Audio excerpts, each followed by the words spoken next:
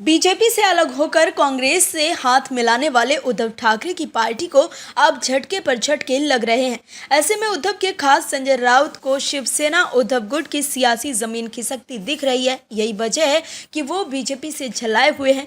दर्शकों, महाविकास का अपना कोई ठिकाना नहीं है। वो दूसरों के घरों में ताक झांक कर रहे हैं, यानी कि अपना घर संभल नहीं रहा है, लेकिन वो दूसरों के घरों में भविष्यवाणी कर रहे हैं।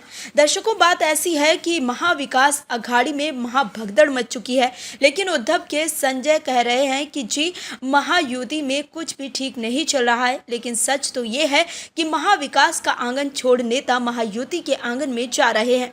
दर्शकों, कहना यह है कि महाविकास में जिस तरह से सत्ता लोभ दिख रहा है, वो कहीं न कहीं जनता को इस बात से अवगत करा रहा है कि सिर्फ इन्हें सत्ता प्यारी है। और जिस तरह से लोग पार्टी छोड़कर जा रहे हैं, उसे साफ ये है कि पार्टी के भीतर कुछ भी ठीक नहीं चल रहा है।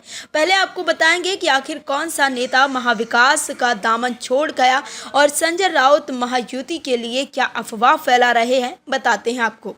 बीजेपी में शामिल होने वाले ये नेता एनसीपी, एसपी और शिवसेना यूबीटी से जुड़े हुए थे, जिन्होंने हाल ही में इस्तीफा दे दिया था। उन्होंने डिप्टी सीएम देवेंद्र फडणवीस और महाराष्ट्र चंद्रशेखर बावनकुले की मौजूदगी में बीजेपी ज्वाइन कर ली। शरद पवार के विधायक पोते रोहित पवार के करीबी रहे मधुकर रालेभात ने बीजेपी का दामन थाम लिया है। तो दूसरी तरफ उद्धव गुट की शिवसेना के जामखेड़ तालुका के अध्यक्ष संजय काशिद भी अब बीजेपी का हिस्सा बन गए हैं। मधुकर रालेभात ने पिछले महीने ही शरद पवार गुट की एनसीपी से इस्तीफा दे दिया था।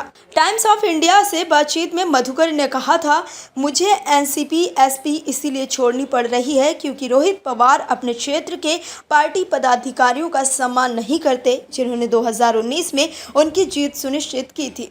अपने घर की आग बुझ नहीं रही है, लेकिन संजय राउत महायुति के लिए दावे कर रहे हैं और दिन में ही सपने देख रहे हैं।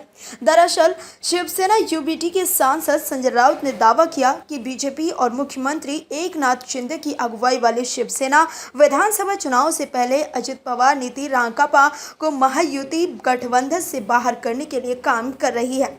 महायुति गठबंधन में शामिल भारतीय जनता पार्टी और राष्ट्रवादी कांग्रेस पार्टी ने राउत के दावों को खारिज किया और आरोप लगाया कि विपक्षी महाविकास अघाड़ी जीतने की संभावनाओं को लेकर असुरक्षा की भावना के कारण अफवाह फैला रहा है।